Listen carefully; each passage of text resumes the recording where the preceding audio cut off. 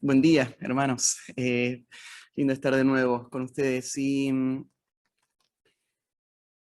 entiendo de que estamos en momentos sensibles y que la situación de cada iglesia es única, es distinta a las demás.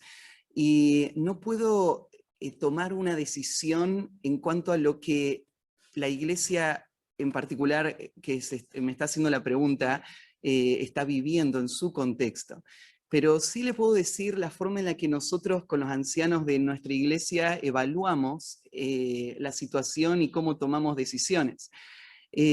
Nosotros partimos desde una serie de convicciones bíblicas que incluyen este principio que les expliqué, que estar viéndonos por pantalla no es una forma de congregación, es una forma de comunicación, pero no de congregación. Entonces, el principio bíblico de congregarnos no está incluido en esa práctica. Pero entiendo de que hoy los medios de tecnología nos permiten comunicarnos y suplir un aspecto de la enseñanza y de la influencia que hacemos. Pero pensando en la pregunta, que es cómo vive la iglesia este mandato del Señor y esta expresión tan vital, tan necesaria para el crecimiento de la iglesia. Bueno, eso tiene que cada equipo pastoral lidiar con cómo eso se va a practicar en su contexto. Yo entiendo de que hay circunstancias que pueden llevar a un equipo de pastores a decidir que lo mejor sería no convocar a la iglesia a una reunión, por cuestiones lógicas de su rol frente a la congregación. Parte del rol pastoral es proteger a la congregación. Entonces, si la congregación está en riesgo, los pastores tienen que ser sensibles a eso y tienen que cuidar de la iglesia. Pero claro que lo que yo expliqué ayer es que las leyes que el gobierno da para el funcionamiento en medio de la pandemia no contemplan todos los principios bíblicos que nosotros creemos.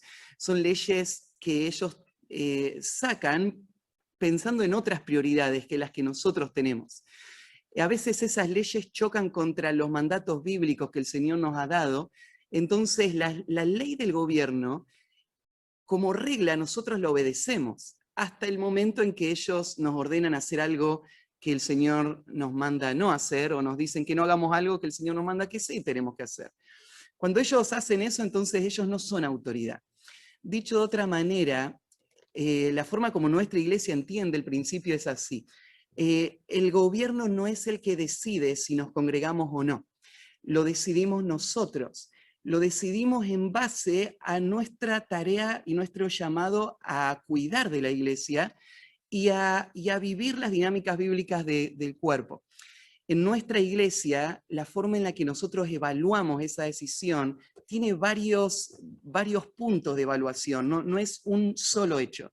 Nosotros sí consideramos las leyes que el gobierno da, eso es uno de los puntos de evaluación, pero consideramos otros también. Nosotros evaluamos cuál es la situación real de nuestro contexto inmediato, o sea, el partido donde está ubicada nuestra iglesia.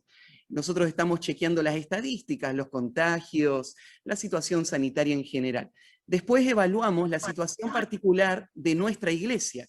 O sea, hay hermanos de nuestra iglesia que han estado contagiados o no, y evaluamos eso para reconocer el grado de riesgo en el que estarían al convocarlos a congregarnos. Nosotros hemos estado pendientes de esta situación desde que comenzó la cuarentena y sé que no puedo dar un dato absoluto, pero nosotros somos parte de una red de iglesias que están en Argentina, en Perú, en México. Han habido muchas personas contagiadas de las iglesias bíblicas misioneras, pero no han habido casos de personas que se contagiaron por la interacción de la iglesia.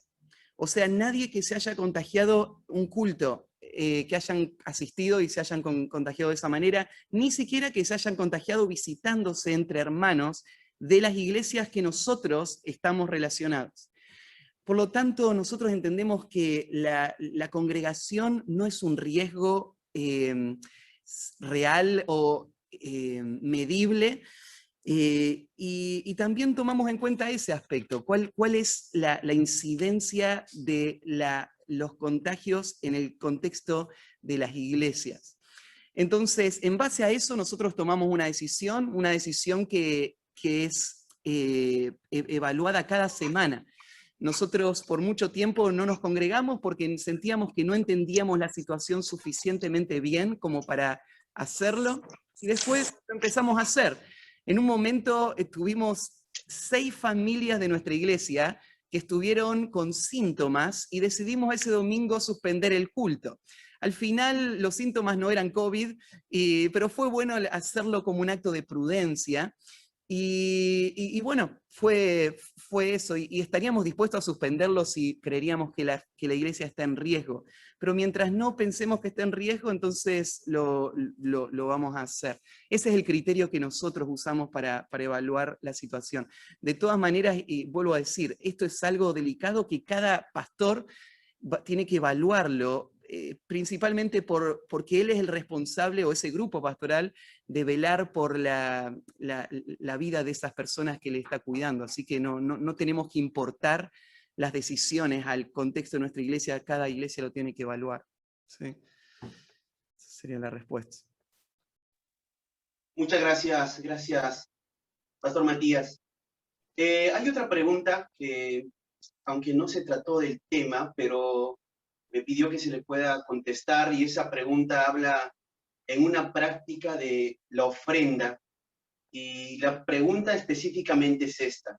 Dice, ¿es bíblico la propuesta de hacer firmar un modelo de compromiso para diezmar y ofrendar y para solventar el pago de nuestro siervo o de un pastor? ¿Estamos incurriendo en pecado si no lo hacemos? Yo quiero delegar esta pregunta al pastor Eduardo Buldain. Gracias por estar con nosotros. Él va a estar cubriendo en la parte de la tarde una de las sesiones, y él va a contestar específicamente esta pregunta. Bueno, es más o menos la respuesta parecida a la que dio Matías con el otro tema. Tiene que ver muchas veces con las prácticas que ciertas denominaciones, ciertas iglesias locales mantienen. Entonces, ninguno de ustedes tiene derecho a decir, Eduardo Buldain dijo,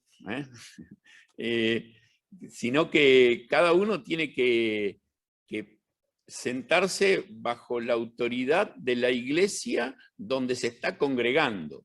Ahora, me preguntan a mí, nosotros hacemos firmar un pacto de compromiso, de membresía, no de dinero. Sí hacemos firmar un pacto de compromiso de membresía a las personas cuando les aceptamos como miembros, ya sea por bautismo o por transferencia, personas que han venido de otras congregaciones. Luego de ir por un proceso de discipulado, ir por el curso de membresía, llevamos a las personas a firmar ese compromiso de membresía. Ahora, nunca en nuestras iglesias enseñamos que las personas firmen un pacto de diezmo, de economía. Sí invitamos a las personas a que diezmen, hacemos el desafío de responsabilidad. Nosotros dividimos la ofrenda en varias categorías. Una es diezmos, el compromiso de cada creyente frente a la iglesia de dar un aporte para el funcionamiento de la iglesia.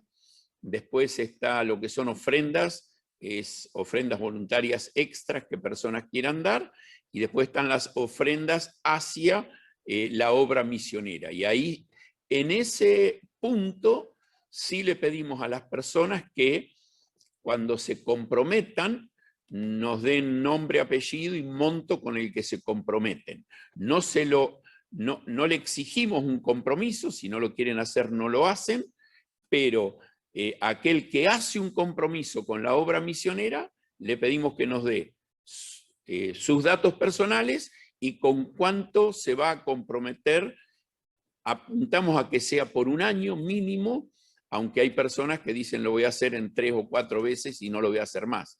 Eso nos permite a nosotros administrar el dinero hacia el sostén de obreros en distintos lugares.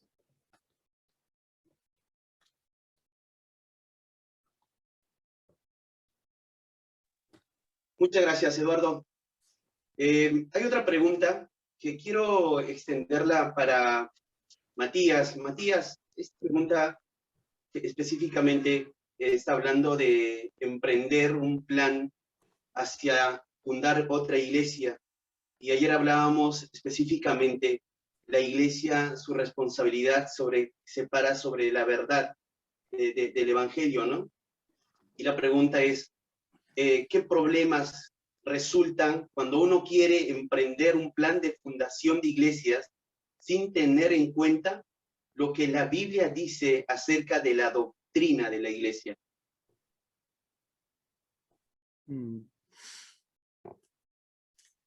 Bueno, creo que hay otros hombres más calificados para dar la respuesta, pero puedo dar la que entiendo.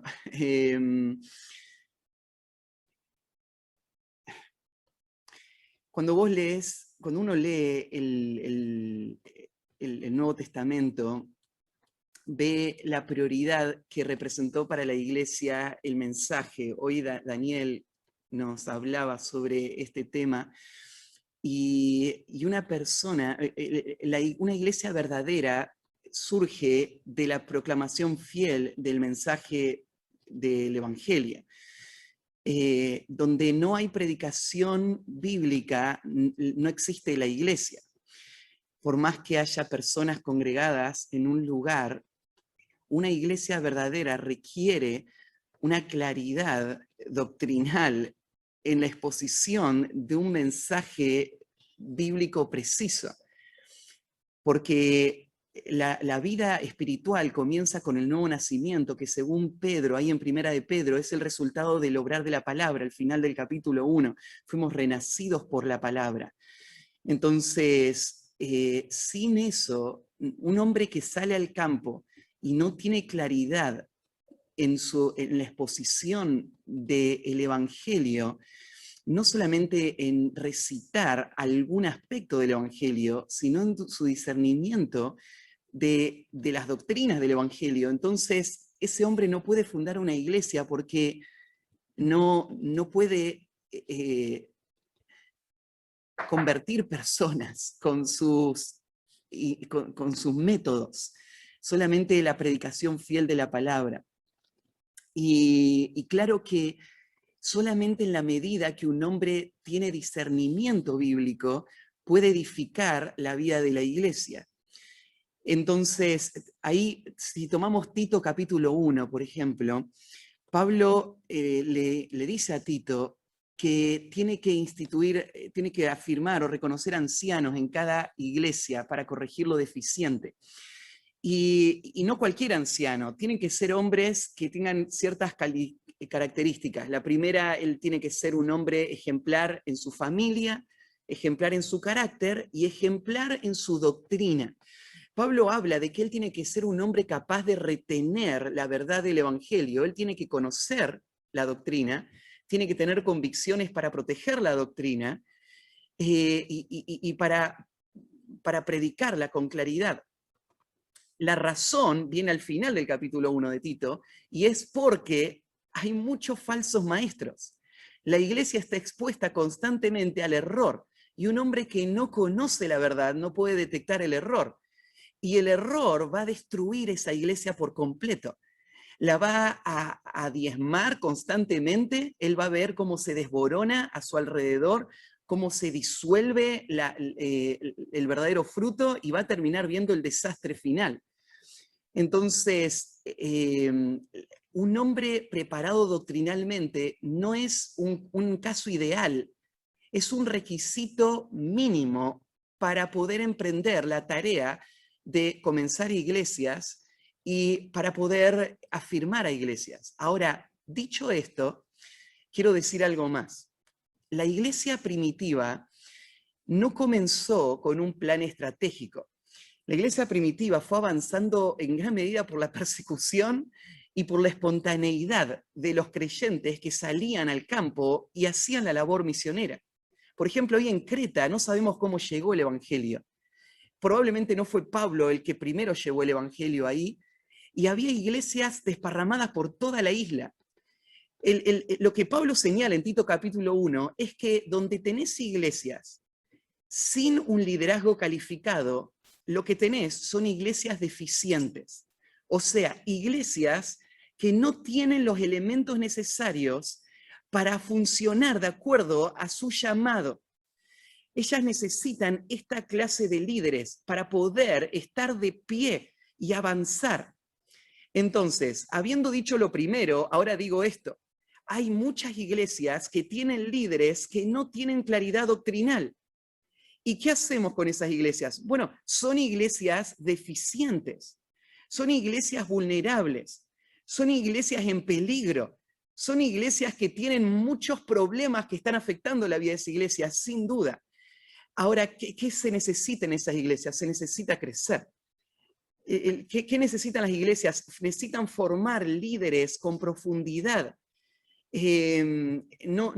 Necesitamos fundar iglesias, pero necesitamos no solamente fundar iglesias, necesitamos fundar iglesias sanas, iglesias que puedan estar de pie y hacer la labor que solo una iglesia sana puede hacer.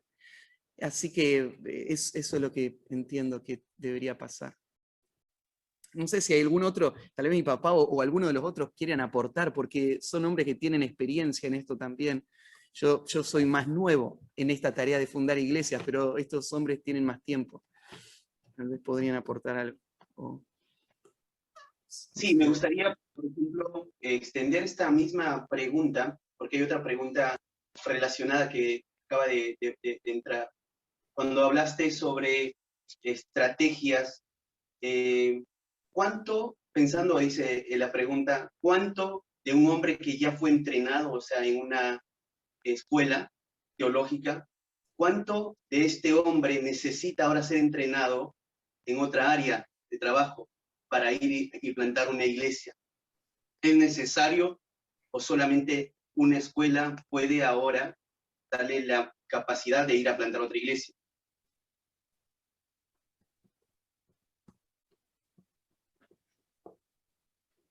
¿Más? ¿Qué quieren? El otro. Ahí Daniel estaba por contestar, me dijo.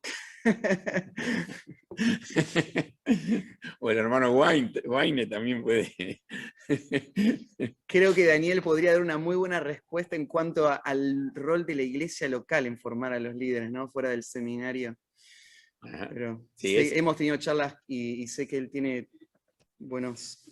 En relación a la pregunta que hiciste, Samu, creo que esa es la respuesta importante. El seminario, o sea, juega un papel importante siempre y cuando la iglesia local acompañe, o sea, que el seminario sea una herramienta, no el que entrena, sino que sea una herramienta para ayudar al pastor de la iglesia, pero el rol de la iglesia local en prepararlo al que va a salir después al ministerio pastoral. Eso es fundamental. Y para eso hace falta que la iglesia local lo envíe al seminario, lo acompañe mientras está y después lo tenga bajo el ala Daniel ahí con él un tiempo y después lo mande. Sí, Daniel, te interrumpí, perdón. No, gracias. Gracias, Eduardo. Qué gusto verte. Y Matías. ¿Qué tal, hermanos? Buenos días. Nuevamente nos vemos. Sí, solamente tal vez para acotar algo breve. Yo creo que algo está realmente mal cuando los que profesan ser cristianos no aman la iglesia, cuando no quieren dedicar sus vidas a servir en la iglesia, cuando no se apasionan por cada aspecto de la iglesia, cuando no invierten con todo su corazón en la iglesia. Hay señales de vida en una iglesia cuando vemos una comunidad que es como una familia, cuando vemos actos de amor o extraordinarios de bondad el uno hacia el otro, cuando vemos adoración vibrante y apasionada, cuando vemos oración profunda, estudio de la Biblia, de la práctica de las ordenanzas. Todo esto se aprende en el contexto de la iglesia local. Y bueno, el seminario es muy útil y sirve para la enseñanza teológica y doctrinal, y nos abre muchas veces el entendimiento a otras perspectivas y a otras interpretaciones, y nos enseña, nos disciplina en el estudio sistemático de las escrituras, y nos enseña también a ordenar nuestro pensamiento y a cómo comunicar la palabra de Dios. Pero todo lo que he mencionado antes es algo que solamente puede enseñar la iglesia local. Una iglesia saludable no es una iglesia perfecta que nunca peca, sino más bien es una que lucha continuamente para conformarse a la palabra de Dios, que busca glorificar a Dios. Y todos nosotros, cada cristiano, necesita ser miembro de una iglesia y participar en la iglesia activamente como parte de su preparación también. Entonces, me parece que ese aspecto es muy importante y a tomar en cuenta. Pues si me permite añadir un poco más ahí, me gusta de lo que estoy escuchando de ustedes. Algo que ha pasado en los últimos años es que a veces las iglesias están utilizando los seminarios, enviando sus jóvenes que están preparándose para futuros ministerios, y eso es bueno. Entre un seminario, las iglesias pueden unir y hacer algo juntos, que es más difícil hacer todos, cada pastor en su propia iglesia. Están uniendo fuerzas para el entrenamiento. Pero muchas veces el graduado del seminario luego está enviado para plantar una iglesia y no ha servido como pastor en la iglesia, ni estaba sirviendo junto en los ministerios de la iglesia local.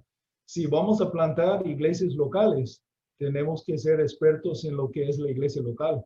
Y esto a veces es una falta, y no es falta del seminario, a veces es por falta de la iglesia local, que con el ánimo de enviar a alguien que siente llamado a plantar iglesias, están enviando sin tomar la responsabilidad de este entrenamiento que es por parte de la iglesia.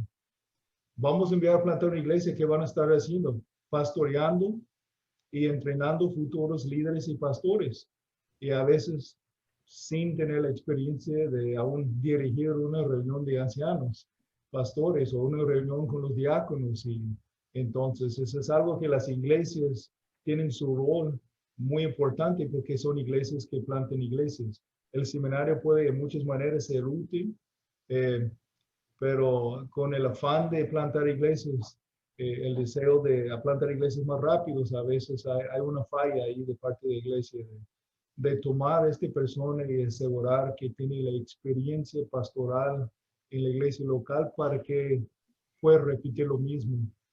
Básicamente, misiones es haciendo el ministerio de la iglesia local ahora en otro lugar.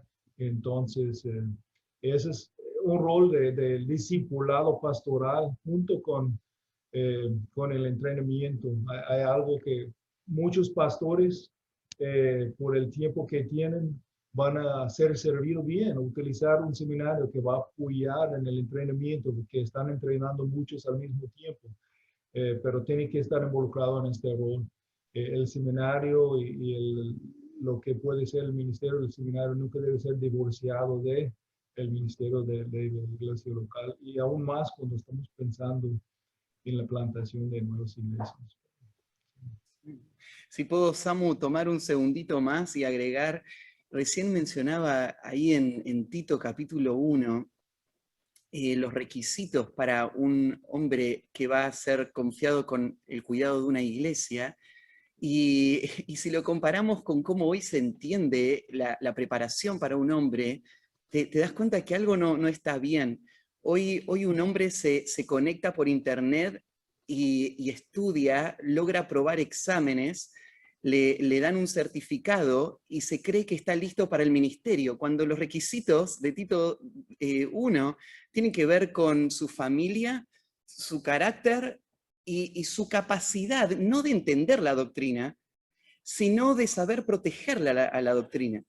Una cosa es poder definir mi teología, y otra cosa es poder ser hábil en la función pastoral de instruir a la iglesia y de protegerla de sus enemigos. Eso solo se aprende en la iglesia, al lado de otro pastor, no lo puede enseñar un seminario.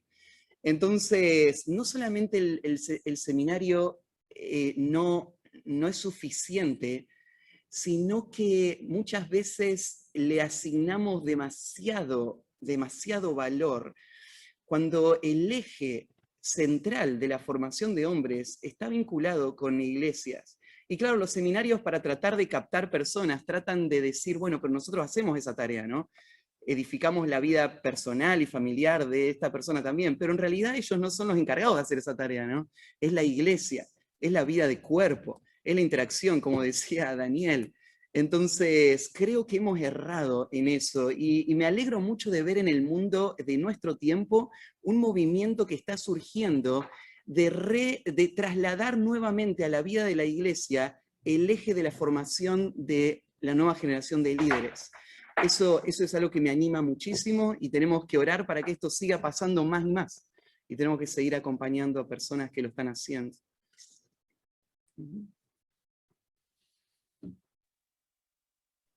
Ok, muchas gracias, Pastor Daniel, y también Pastor Brian y Matías.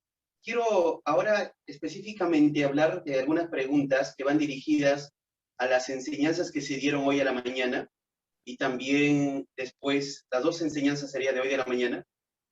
Y bueno, una de las preguntas es, en cuanto a la predicación expositiva, la pregunta es, ¿qué pasa cuando un líder o un pastor toma los principios de predicación expositiva como algo personal y no como algo colectivo? Y luego aclara él, ¿no? Dice, o sea, puede ser capaz de saber él ir a la Escritura y estudiar la Biblia, pero no da herramientas a su iglesia, solo lo hace de manera personal, y no estas herramientas las lleva a la iglesia.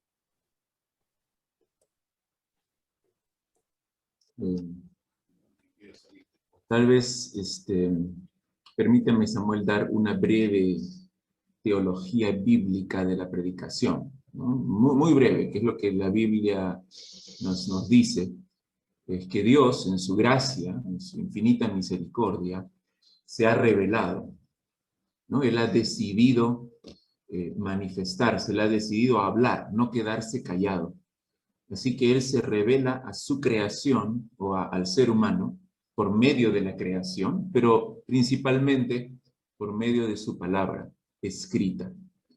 Y a lo largo de la historia inspiró a muchos hombres para darles la palabra de Dios.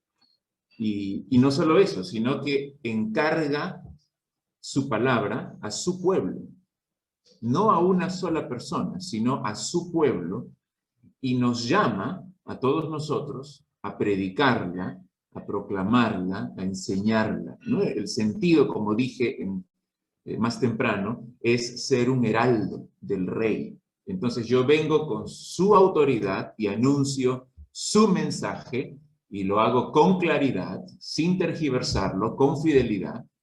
Y para mí, por eso hay una distinción entre enseñar y predicar. Cuando yo predico, no simplemente explico, no simplemente aclaro, no simplemente argumento, sino que proclamo la palabra de Dios, es ser un heraldo, es un tono de urgencia, sin cambiarlo. Voy como representante del creador del universo, del juez de vivos y muertos, es lo que dice Pablo a Timoteo. Delante de él es que yo te encargo que prediques la palabra, le dice Dios. Así que delante de él yo predico su mensaje, y por eso más vale que lo haga bien, sin distorsionarlo, sin cambiarlo, sin añadir mis propias ideas, sin quitar nada de lo que él dice.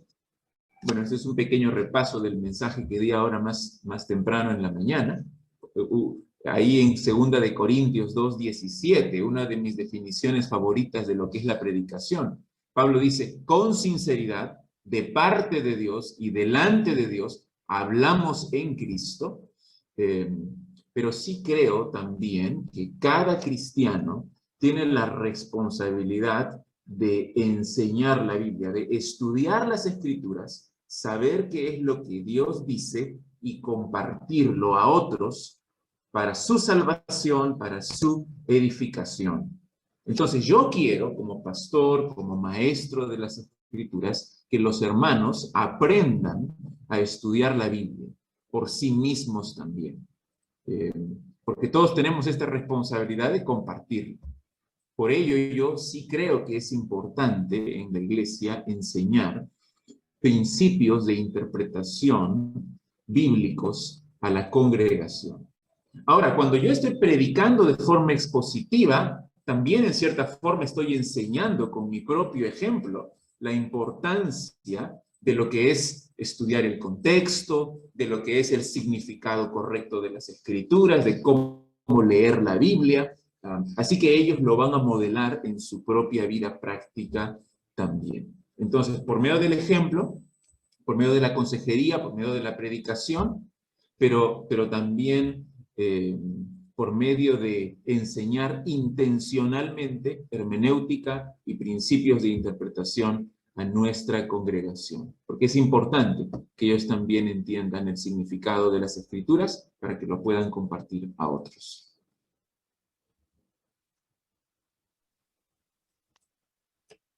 Muchas gracias, Pastor Daniel. Ahora, pensando en el discipulado que también hemos escuchado, Pastor Brian, acá hay dos preguntas. Y son dos preguntas prácticas que muchas veces líderes encontramos o los pastores encontramos en la iglesia. Dice, quiero saber cómo poder preparar líderes que vienen con un contexto donde el pecado ha dejado muchas consecuencias en sus vidas. Muy bien, hermano, pues podemos decir por principio, a veces un pastor puede pensar, pues, en mi situación es muy único, estos varones vienen de trasfondo tremendo. Podemos pensar en nuestro ejemplo mejor, ¿no? El Señor Jesucristo. Estos 12 hombres que Él seleccionó para discipular, cada quien tenía un trasfondo pecaminoso y problemático, ¿no? Él no tenía los mejores para empezar discipulando. Podemos ver que pues hasta entre los 12 pues tenía uno que traicionó. Tenemos el apóstol Pedro, uno de los que fue usado más grandemente en su ministerio, pero falló, negó.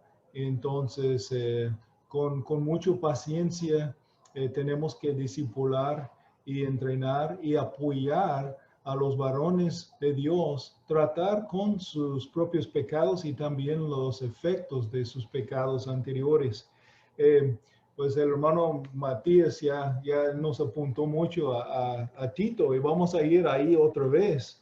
En Tito capítulo 1, Tito fue dejado ahí en Creta. Dice en versículo 5, por este causa te dejé en Creta para que pusieras en orden lo que queda y designarás ancianos en cada ciudad como te mandé. Y después, como fue bien explicado, los ancianos tienen que alcanzar, los pastores, usando el mismo término, mismo ministerio, diferente término, pero tienen que alcanzar requisitos altos. Pero estos requisitos, esto es el deseo de Dios para todos nosotros como varones de Dios. Son requisitos para los líderes, pero ese es el estándar que debemos todos ver, como el carácter de Cristo para ser mostrado en nuestras vidas. Y si sabemos algo sobre Creta, aún podemos ir un poco adelante en el mismo capítulo, versículo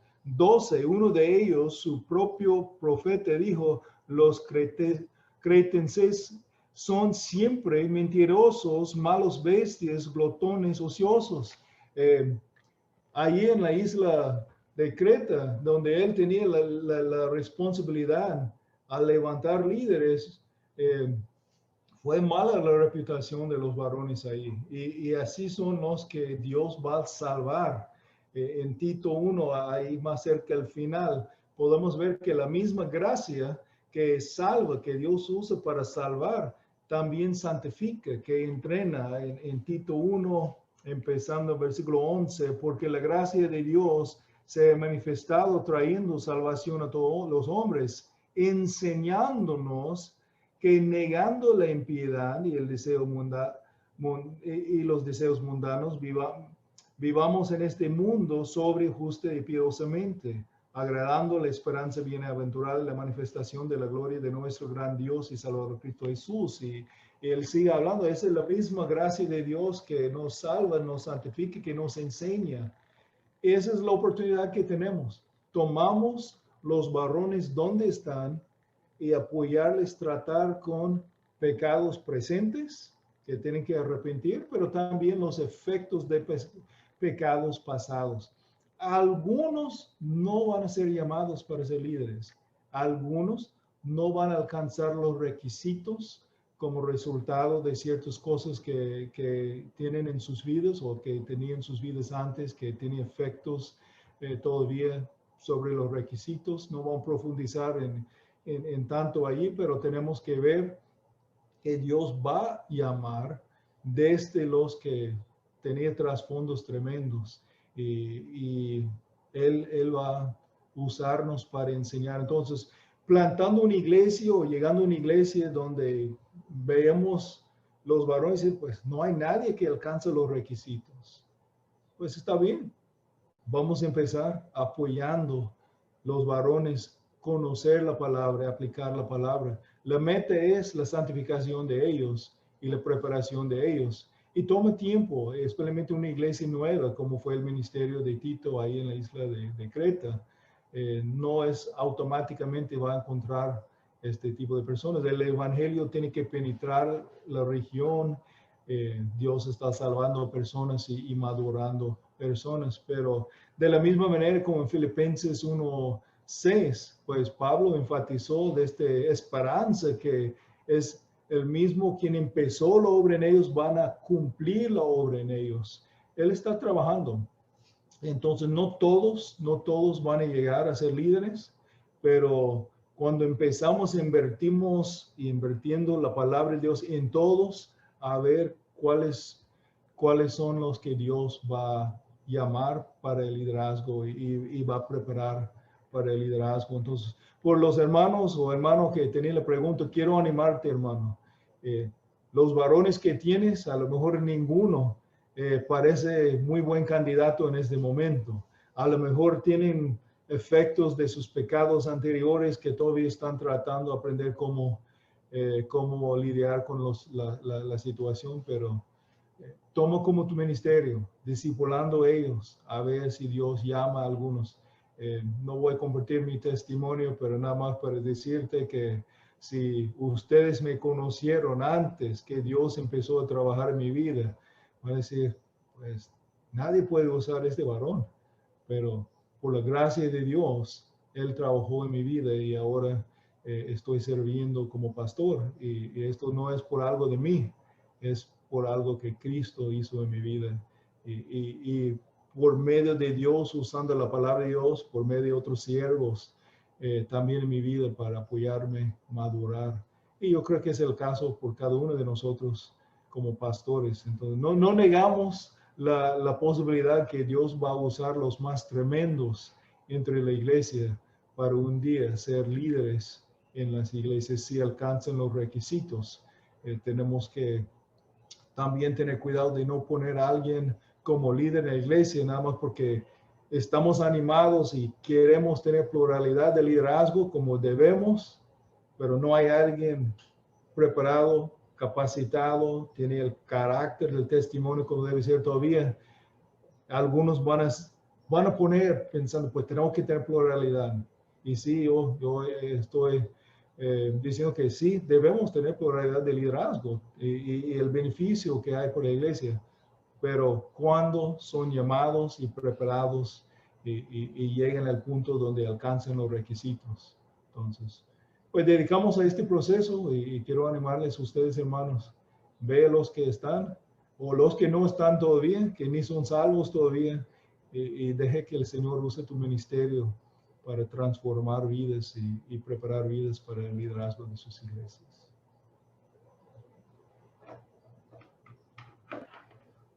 Excelente, Pastor Brian, gracias. Y hay una pregunta que creo que es pertinente también mencionarla ahora, y quiero dirigir específicamente al Pastor Daniel Calle, porque está él, o está aquí en Perú, y bueno, estamos viviendo un contexto diferente en estos días, en estas semanas, podría decirlo.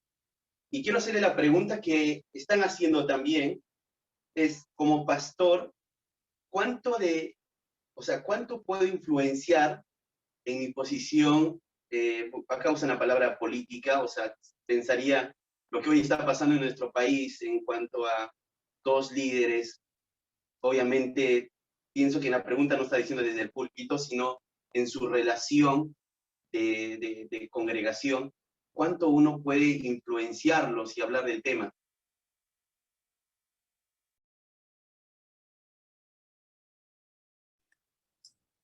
A ver, es una pregunta controversial, ¿no? Una pregunta difícil en cuanto a las elecciones en nuestro país. Bueno, en cuanto a las elecciones mismas, el gobierno ha convocado a las elecciones políticas. Como hijos de Dios responsables debemos participar. Creo que así cumplimos de esa forma con nuestro deber cívico en la sociedad donde Dios nos ha puesto. Tal vez la pregunta va un poco más allá por el lado de si la congregación debe saber por quién voy a votar o por quién el pastor va a votar. Y varias veces me han hecho la pregunta de forma directa, pastor, ¿por quién va a votar? No creo que sea absolutamente necesario que lo sepan, aunque sí deben saber qué dice la Biblia en cuanto a cómo debe ser un buen gobernante y cuál es la relación y la actitud del cristiano hacia las autoridades civiles, ¿no? Un estudio profundo, por ejemplo, de Romanos capítulo 13, los versículos del 1 al 7, nos muestra que todos los gobernantes de la historia, sin excepción, han sido puestos por Dios, ¿no? Pablo dice ahí, mejor permíteme leerlo, en Romanos 13:1, dice, no hay autoridad sino de parte de Dios. Pues no hay autoridad sino de parte de Dios, y las que hay por Dios han sido establecidas. Es decir, aquí vemos la soberanía de Dios. Él es quien pone reyes y quien quita reyes, y esto tiene que estar bien claro en nuestra mente. Por lo tanto, dice Pablo también aquí, aquellos que se oponen a la autoridad se están rebelando en contra de la voluntad de Dios, ¿no? A lo establecido por Dios resisten, dice en el versículo 2. Y Pablo continúa diciendo que la función, el rol, la labor de los gobernantes es cultivar, crear un ambiente de paz, de orden, donde se promueva el bien, donde se castigue el mal. Dice el texto también que ellos son servidores de Dios para nuestro bien. Eso dice en el versículo 4. Yo creo que ese bien se refiere a un bien moral, es decir, el bien desde la perspectiva de Dios. El ideal es que los gobernantes defiendan aquello que es bueno a los ojos de Dios. Y en ese sentido debe ir mi voto, un voto informado, un voto en buena conciencia.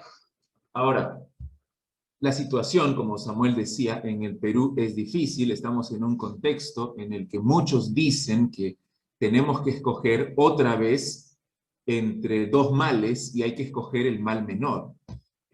Bueno, déjame decirte que siempre va a ser así. No hay candidatos perfectos. Todos somos pecadores. en buena conciencia tendremos que elegir aquello que, de acuerdo a nuestro entendimiento bíblico, es lo mejor.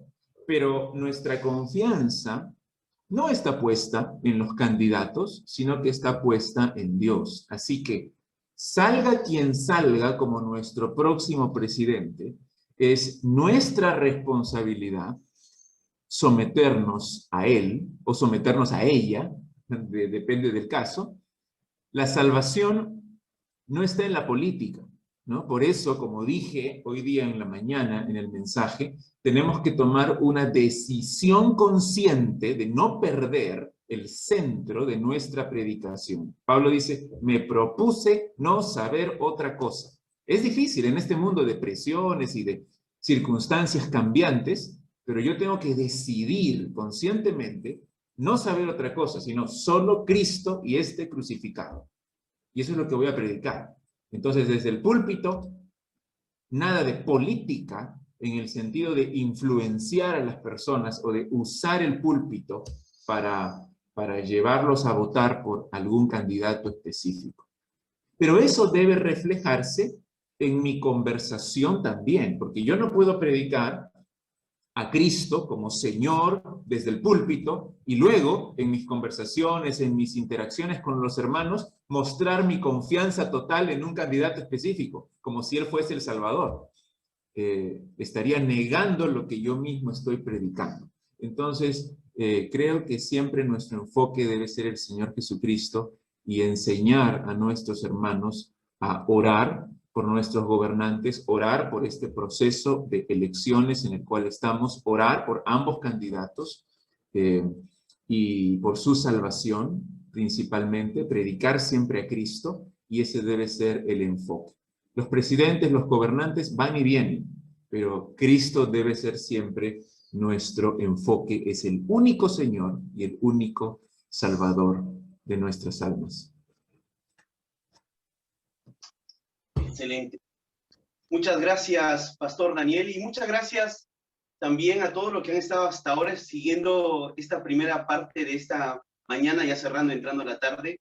Estamos cerrando ya esta primera parte. Sí, sé que están mandando algunas preguntas, pero lo vamos a dejar, estas preguntas, para responderles de manera privada, si es necesario también. Y doy gracias a cada uno de ustedes que han estado conectados y también a los expositores que nos han estado acompañando con sus respuestas, que nos ha ayudado mucho. ¿Qué les parece si cerramos este tiempo orando y luego nos vamos a conectar a partir de las 3 de la tarde? Igual va a quedar prendido esto que nosotros vamos a estar, pero a partir de las 3 en punto de la tarde arrancamos y bueno, hay sorpresas para todos los que van a estar conectados, así que les animo que podamos estar y bueno, cerramos orando. Amado Padre, te damos gracias por este tiempo que nos has dado de temprano, 9 de la mañana, que hemos estado siendo expuestos a una interpretación y ser responsables como pastores en profundizar en la Escritura y aquella verdad que es tu palabra, a nosotros con claridad poder dársela, Señor, lo que tú has dicho a la iglesia. Y gran responsabilidad también tenemos, Padre, en discipular a hombres, y ayúdanos, Padre, a cumplir este llamado. Gracias por mis hermanos que han estado acompañándonos en las exposiciones, y gracias por mis hermanos que han estado siguiendo también la transmisión. Te pido que sea y haya sido de mucha edificación para la vida de todos los oyentes, Señor. Usa tu palabra para tu gloria, para tu honra. Te damos gracias, Padre. Oramos agradecidos en el nombre de tu amado Cristo Jesús. Te lo pedimos. Amén.